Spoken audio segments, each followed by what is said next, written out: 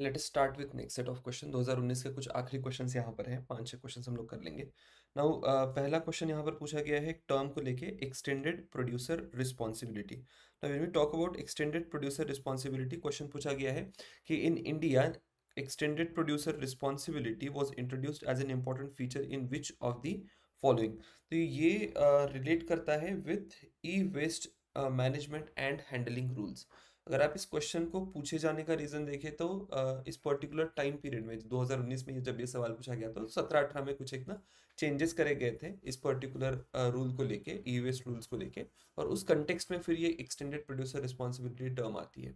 उस पूरे time period में extended producer responsibility overall Europe से लेके इंडिया में उसके चर्चे चल रहे थे, तो वो भी एक रीजन बनता है इस पर्टिकुलर क्वेश्चन को पूछने का। सो that is why it was asked. अगर इसी प्रकार से कुछ एक टर्मिनोलॉजी न्यूज में बनती है तो वो आपको सही से करनी होगी। Otherwise I really do not think कि फिर यहाँ से उठा के कुछ एक क्वेश्चन आगे पूछा जाएगा। बट स्टिल जो ई वेस्ट मैनेजमेंट रूल्स है वो आपको कुछ एक पता होने चाहिए, क्या क्या उसकी डिटेल्स है। Now I move forward to key concept and keyword क्या पिक करने हैं। तो एक्सटेंडेड प्रोड्यूसर रिस्पॉन्सिबिलिटी आप समझ लेंगे और ई वेस्ट मैनेजमेंट रूल्स हम समझ लेंगे। नाउ यहाँ पर मैंने दिए हैं जो ई वेस्ट मैनेजमेंट रूल्स है इंडिया के, तो 2011 के ई वेस्ट मैनेजमेंट रूल्स है। देन वी हैव 2016 का ई वेस्ट मैनेजमेंट रूल, और फाइनली वी हैव 2022 का ई वेस्ट मैनेजमेंट रूल। तो यहाँ पे अमेंडमेंट्स हुए हैं कंटिन्यूअसली, और ये कंटिन्यूअस प्रोसेस भी है, होते रहते हैं अमेंडमेंट्स, और फिर वहीं से आपको सवाल बनते हुए भी दिखाई देते हैं। 2011 की जो ई वेस्ट मैनेजमेंट रूल थी, तभी एक टर्मिनोलॉजी यहाँ पर यूज करी जाती है, that is extended producer responsibility. अब ये एक्सटेंडेड प्रोड्यूसर रिस्पॉन्सिबिलिटी क्या होती है? सो प्रोड्यूसर्स जो भी इलेक्ट्रॉनिक गैजेट्स होंगे या इलेक्ट्रॉनिक चीजें होंगी, उसके जो प्रोड्यूसर्स है, they we are mandated to establish a system of collecting and managing e waste generated from their product. तो कई बार आप देखिए, कई सारे फोन मैन्युफैक्चरर्स जो होते हैं, वो आपका फोन जो है वो रीसेल में ले लेते हैं। एक फंडामेंटल पर्पस उस रीसेल में लेने का ये भी होता है कि वो जो गैजेट है या वो जो प्रोडक्ट है, उसको वो बहुत रिस्पॉन्सिबिलिटी के साथ रिसाइकिल करे, राइट। सो इस प्रकार की ये एक्सटेंडेड प्रोड्यूसर रिस्पॉन्सिबिलिटी होती है। कई सारे मैकेनिज्म इसमें हो सकते हैं। नाउ ये जो एक्सटेंडेड प्रोड्यूसर रिस्पॉन्सिबिलिटी का मैकेनिज्म है, उसका थोड़ा सा एक्सपांशन होता है 2016 के रूल्स में। So it included additional stakeholders such as manufacturers, dealers, refurbishers and producer responsibility organisations. अब कलेक्शन टारगेट्स भी यहाँ पर है, ठीक है, कलेक्शन टारगेट वगैरह नहीं पूछे जाएंगे। And further, they ask for reduction of hazardous substances, तो mandated restriction on the use of hazardous substances in electronic equipment। अब इसी टाइम पीरियड में एक और आप डेवलपमेंट होते हुए देखेंगे कि India tries two phase out the CFL bulbs, right. LED का प्रोग्राम आ जाता है, क्योंकि CFL जो है इसमें पोल्यूटेंट्स होते हैं, और वो आपके एनवायरनमेंट को खराब करते हैं, हेल्थ को भी बड़े पैमाने पर मर्क्यूरी के कारण वगैरह आपको इम्पैक्ट होते हुए दिखाई देगा। And that is why this particular provision was introduce कि हजार्डस सब्सटेंसेस जो है इलेक्ट्रॉनिक कंपोनेंट्स है, वो आपको हटा देने हैं। ना सिर्फ CFL बल्ब की यहाँ पर बात हो रही है, बाकी भी जो आपके इलेक्ट्रॉनिक कंपोनेंट होंगे उनमें भी आप हजार्डस सब्सटेंसेस नहीं यूज करेंगे। और जो भी रिसाइकलिंग होगा इन हजार्डस सब्सटेंसेस का, वो बड़ा रिस्पॉन्सिबिलिटी के साथ होगा। देन कम्स दी 2022 के जो रूल्स है। सो यहाँ पर एक EPR रेजिम इंट्रोड्यूस होती है, जो कि एक कहा जाता है एक रोबस्ट मैकेनिज्म इंट्रोड्यूस करने की कोशिश करी गई। And it required all manufacturers, producers, refurbishers and recyclers to registered on a central portal. अब तक जो भी रिसाइकलिंग हो रही है, या इंडिया के रिसाइकलिंग का प्रॉब्लम ही है कि ये अनऑर्गेनाइज्ड सेक्टर में होती है, तो government actually does not know कि एग्जैक्टली हो क्या रहा है। सो इस पर्टिकुलर केस में फिर ये रूल आता है कि जो भी प्लेयर्स होंगे इस पूरे सीक्वेंस में, they will register on centralised portal, और जितनी भी प्रोसेस है रिसाइकलिंग की, उसको मॉनिटर करा जाएगा। Then there will be environmental compensation as well. So establish provision for environmental compensation and introduced mechanism for verification and audits to ensure compliance, ठीक है। And then finally it promoted circular economy. Term पूछी जा सकती है, I really do not think अब पूछी जाएगी, क्योंकि अब circular economy has become a mainstream terminology. So फिर आगे कोई बहुत ज़्यादा उसमें बात नहीं बनती। सो that is about the E waste management rule. अब इसी ई वेस्ट को लेके ऐसा भी नहीं है कि ये मुद्दा खत्म हो चुका है, कंटिन्यूसली प्रोसेस ये मुद्दा चल रहा है। अब एक आर्टिकल द इंडियन एक्सप्रेस में आया है, एक द हिंदू में आया है। So here recycling has gone up, but 67% of E waste remains unprocessed. ये एक इंपॉर्टेंट पॉइंट ध्यान में रखें। एंड देन द हिंदू के एक्सप्लेन में भी आया था कि what should be done with electronic waste, क्योंकि इंडिया में इलेक्ट्रॉनिक वेस्ट का अगर आप रिसाइकलिंग देखें, so most of the recycling is done by an informal sector. बहुत डेंजर होता है, बच्चों को वहाँ पर एम्प्लॉय करा जाता है, और हजार्डस सब्सटेंसेस को लेकर कोई भी प्रोटेक्शन के मेजर्स वहाँ पर इम्प्लीमेंट नहीं होते, एक बेसिक हैंड लॉज भी नहीं होंगे, और उस कारण से फिर ये सारा जो है यहाँ पर आपको बनते हुए दिखाई देता है। यहाँ पर एक इंटरेस्टिंग एक डेटा पॉइंट दिया है कि China used 5% of secondary raw material targeting 35% by 2030। अब ये सेकेंडरी रॉ मटेरियल क्या होगा, तो जो भी आपका इलेक्ट्रॉनिक वेस्ट होगा, इलेक्ट्रॉनिक वेस्ट को आप प्रोसेस करके उसमें से जितना भी मटेरियल निकाल सकते हैं वो सारा मटेरियल आप निकालेंगे और उसको फिर से एक बार यूज़ करेंगे। एप्पल कई बार अपने टॉक्स में ना ये बताता है कि देखिए हमारा जो फ़ोन नया आ रहा है, it is coming from like most of the recycled material. तो इस प्रकार का मैकेनिज्म आपको यहाँ पर होते हुए दिखाई देगा। So that was about the E waste management rule. Now comes the next question. ये बहुत इंपॉर्टेंट क्वेश्चन है, आई थिंक इसको लेके अगले सवाल भी बन सकते हैं। So in India the use of carbofuran, methyl parathion, phorate and triazophos is viewed with apprehension. So this chemicals are used as, तो ये आपके पेस्टिसाइड्स है एग्रीकल्चर में, ठीक है।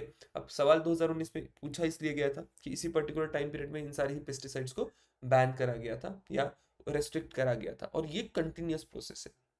ऐसा नहीं है कि हाल फिलहाल में कोई एक फर्टिलाइजर या पेस्टिसाइड बैन नहीं हुए हैं। So here you can see there are some 3 pesticides, मैंने यहाँ पर नाम भी दिए हैं। So we have something called as methomyl, dicofol and dinocap. ये 2022-23 में बैन हुए हैं, और फिर वहां से भी अगला सवाल बन सकता है। Now there is one more substance which is being talked much about, एक हर्बिसाइड है ग्लाइफोसेट करके, बहुत डेंजर होता है ऐसा कहा जाता है, लेकिन इसको लेके फिर कि बहुत डिबेट भी हुई। And at the same time the Hindu और द इंडियन एक्सप्रेस में दोनों में आर्टिकल भी छपे कि इंडिया ना ओवर रिएक्ट कर रहा है ग्लाइफोसेट को लेके। सो उस कारण से फिर ग्लाइफोसेट टर्म भी पूछी जा सकती है, ठीक है। तो क्या क्या ये सब्सटेंसेस करते हैं, that is something you should be thorough with. So if you talk about like let us से कार्बोफ्यूरान, कार्बामेट पेस्टिसाइड है कार्बोफ्यूरान। नाउ लाइक जितना याद रहे इसमें से ठीक है, नहीं याद रहे तो भी ठीक है। So it is used to control soil dwelling and foliar pest, जो कि राइस, मेज और शुगर केन पे आ सकती है। टॉक्सिसिटी बहुत ज़्यादा होती है इसकी, तो इसीलिए इट हैज़ बिन लाइक की रेस्ट्रिक्टेड। सॉइल एंड वाटर में भी ये कुछ एक टॉक्सिसिटी क्रिएट कर देगा, लीचिंग भी हो जाती है इसकी, तो उस कारण से फिर ग्राउंड वाटर के पोल्यूशन के भी कुछ एक इशूज हो सकते हैं। Then there is methyl parathion. Methyl parathion is organophosphate, ठीक है। पेस्ट जो कॉटन, राइस और वेजिटेबल पे होगी उसके लिए ये यूज करा जाता है। Then again it is toxic for both humans and animals. Phorate भी एक ऑर्गेनोफॉस्फेट पेस्टिसाइड है। And then we have triazophos, ये भी एक ऑर्गेनोफॉस्फेट इंसेक्टिसाइड है। नाउ अब मुझे नहीं लगता कि इतना डीप सवाल पूछा जाएगा कि ये एग्जैक्टली इसकी टॉक्सिसिटी, हर एक जो भी आपका सब्सटेंस है उसकी टॉक्सिसिटी वगैरह क्या होगी। I am not expecting any question like that. What I am expecting कि नाम जो यहाँ पर दिए गए हैं उतने ध्यान में रखिए। अब 4 तो पूछ लिए गए हैं, फिर से एक बार नहीं पूछेंगे तो फिर पूछेंगे क्या। ये जो हाल फिलहाल में हमने और 3 पेस्टिसाइड्स बैन करे हैं, सो सुप्रीम कोर्ट पूछ रहा है कि यार ये तुमने 3 ही क्यों बैन किए, उसका कुछ रैशनल बता दो। और भी ज़्यादा करे जा सकते हैं। एक तो गवर्नमेंट के पास ना रिकमेंडेशन की एक बहुत बड़ी लिस्ट है कि ये पेस्टिसाइड कौन कौन से बैन होने चाहिए, तो उसमें से सिलेक्टिवली गवर्नमेंट ने सिर्फ 3 बैन करे, and that is why this particular issue is there. So I have something called as methomyl. अब ये मिथोमाइल जो है ब्रॉड स्पेक्ट्रम इंसेक्टिसाइड। अभी आपको ब्रॉड स्पेक्ट्रम और नैरो स्पेक्ट्रम नहीं पता होगा, तो ब्रॉड स्पेक्ट्रम विल बी ऐसा पेस्टिसाइड या ऐसा इंसेक्टिसाइड जो एक वाइड रेंज ऑफ पेस्ट या डिसीज के लिए वर्क करता है, that will be broad spectrum, right. And they control a variety of pest जो कि वेजिटेबल और फ्रूट्स पर आ सकती है। Then we have dicofol. Dicofol एक एक्रेसाइड है जो माइट्स को कंट्रोल करने के लिए यूज करा जाता है। Then it see what happens is कि ये सारे ही जो पेस्टिसाइड्स हैं दे आर पीओपीज, फाइन। ये भी आपको ध्यान में रखना है, मैंने यहाँ पर लिखा नहीं है, परसिस्टेंट ऑर्गेनिक पोल्यूटेंट्स है, and they can stay in the environment for a very long period, right. तो उस कारण से ये आपके बड़े ही डेंजर क्रिएट करते हैं एनवायरनमेंट के लिए। डाइनोकैप फंगीसाइड है। अगेन ऐसा नहीं पूछा जाएगा कि ये मिथोमाइल क्या ब्रॉड स्पेक्ट्रम है या फंगीसाइड है, just remember the names in here. Now comes the glyphosate. Glyphosate को लेके क्यों न्यूज़ चल रही है या क्यों ये इतना चर्चा में है, तो होता ही है, मेरा I just remember the term glyphosate.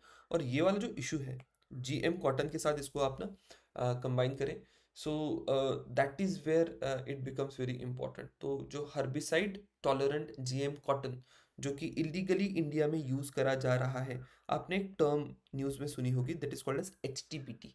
Fine, now this HT GM cotton या एचटीबीटी, उसकी जो भी कल्टीवेशन होगी उस कल्टीवेशन में ग्लाइफोसेट का यूज़ होता है। एक तो एचटीबीटी का जो कल्टीवेशन है वही इलीगल है, एट द सेम टाइम वहाँ पर हर्बिसाइड आपको बहुत ज़्यादा लगता है, और उस कारण से फिर ग्लाइफोसेट जैसे जो हर्बिसाइड्स हैं उनको इस्तेमाल करा जाता है और वहाँ से फिर ये इशू निकल कर आता है। तो कॉम्बिनेशन में देखिएगा एचटीबीटी भी पूछा जा सकता है एंड ग्लाइफोसेट भी यहाँ पर पूछा जाएगा, ठीक है।